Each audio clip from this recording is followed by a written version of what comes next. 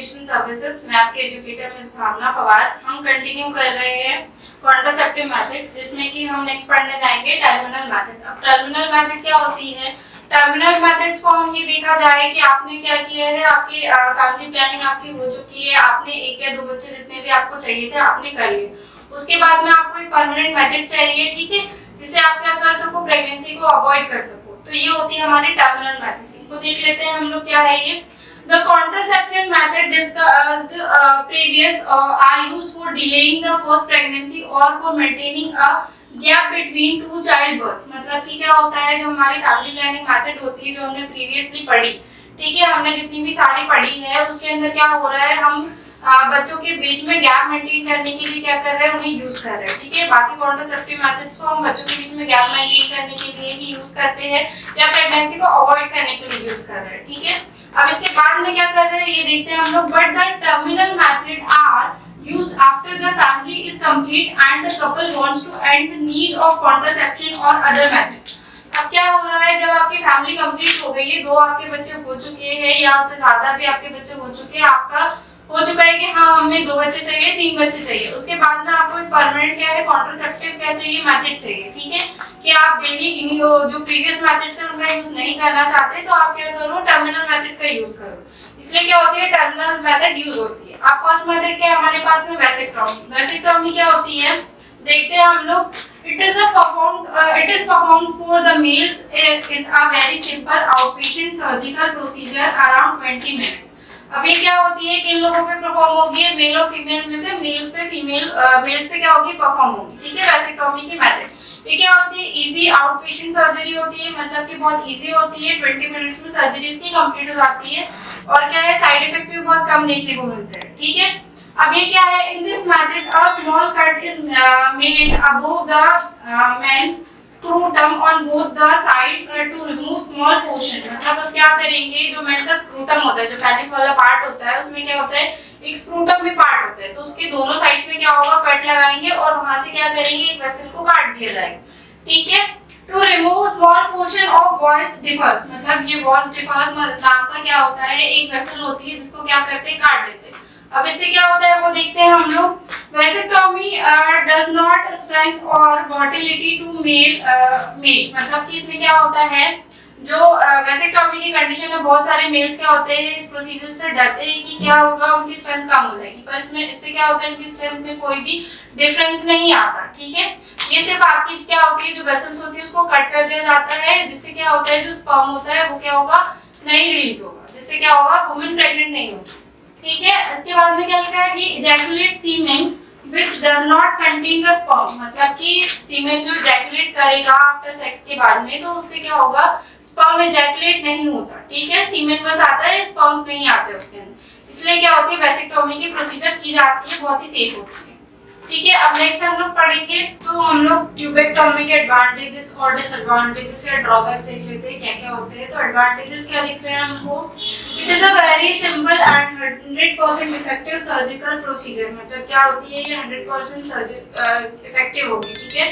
मतलब कि आपको क्या होगी, पूरी तरीके से कॉन्ट्रासेप्टिव का क्या करेगी, यूज करवाएगी। और उसके बाद में फिर क्या है, to provide permanent protection against unwanted pregnancy. अब ये क्या करेगी, आपको अनवांटेड जो प्रेगनेंसी है, ठीक है, उससे भी क्या करेगी, बचाने का काम करेगी।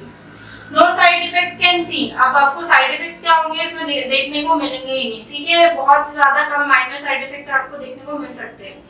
should be taken to prevent the wound from getting infected till it's healed completely। मतलब आपको सर्जरी के बाद क्या करना है, वुंड का ध्यान रखना है कि वो क्या हो, पूरी तरीके से अच्छे से वो ठीक हो जाए, ठीक है, तब तक ये आपको सिर्फ ध्यान रखना है।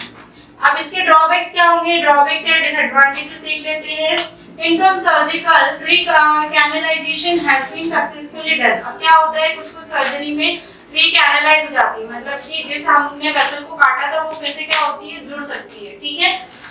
For all practical purpose this method should be accepted as irreversible. मतलब कि क्या होती है, इरिवर्सिबल मेथड इसे माना गया है, बहुत ही माइनर चांसेस होते हैं क्या कि रिकैनलाइजेशन की प्रोसीजर इसके अंदर कंप्लीट हो जाए, ठीक है। अब नेक्स्ट हमारा क्या है, ट्यूबेक्टोमी, ठीक है। अब हमने क्या देखी थी, वैसेक्टोमी मेल्स में होती है, तो ट्यूबेक्टोमी किसमें होगी, फीमेल्स में।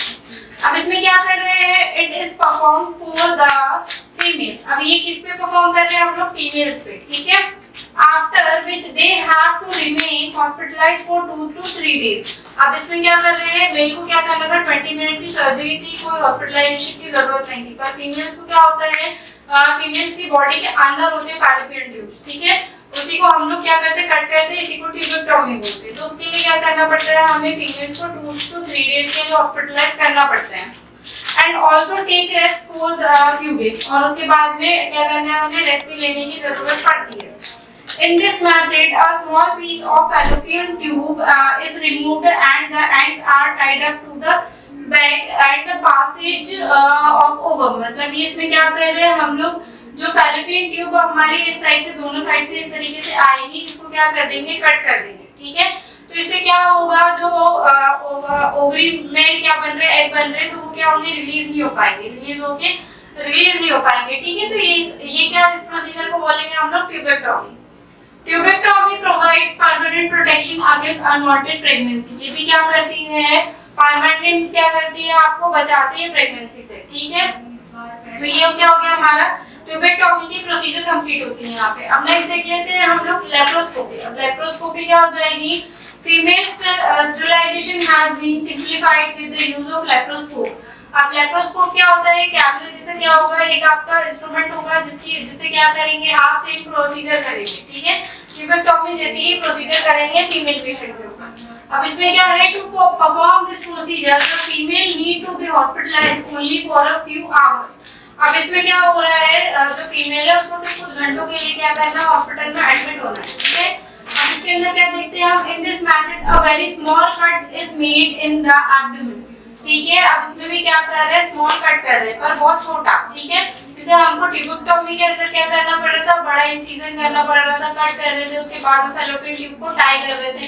तो इसमें ऐसा कुछ भी नहीं, एक छोटा सा कट होगा एब्डोमेन के अंदर में, और उसके बाद में क्या करेंगे, through which the laparoscope is introduced. इसके थ्रू हम लोग क्या करेंगे, लेप्रोस्कोप को पास करेंगे वहां से, ठीक है। अब इसके बाद क्या हो रहा है, the abdomen is inflated with a gas और एयर। अब हम क्या कर रहे हैं, एब्डोमेन को इन्फ्लेट कर रहे हैं, मतलब कि फुला रहे हैं एब्डोमेन को, ठीक है। किससे, गैस और एयर से, स्टेरिलाइज गैस या एयर को हम लोग पास करेंगे एब्डोमेन के अंदर, और उससे क्या होगा, वो फूल जाएगा, एब्डोमेन फूल के डिस्टेंड हो जाएगा। अब इससे क्या हो रहा है, when the fallopian tube become visible and accessible, they are blocked by applying fallop rings or clips। मतलब fallop rings और clips के थ्रू ये क्या करेंगे, टाई कर देंगे। जब हमको क्या होगा, ये ट्यूब्स दिखाई देने लगेंगे, ठीक है। हमें फैलोपियन ट्यूब दिखाई देने लगेंगे, तो उसके बाद में इनको कट कर दिया जाएगा लेप्रोस्कोप से, और क्या करेंगे, रिंग से इसको टाई कर देंगे, ठीक है। तो ये हमारी कौन सी प्रोसीजर हो जाएगी, लेप्रोस्कोप। तो आपकी ट्यूबेक्टोमी, ठीक है, वेसिक्टोमी और लेप्रोस्कोप, ये टर्मिनल मेथड्स हो गई, ठीक है, किसी प्रेगनेंसी। Thank you.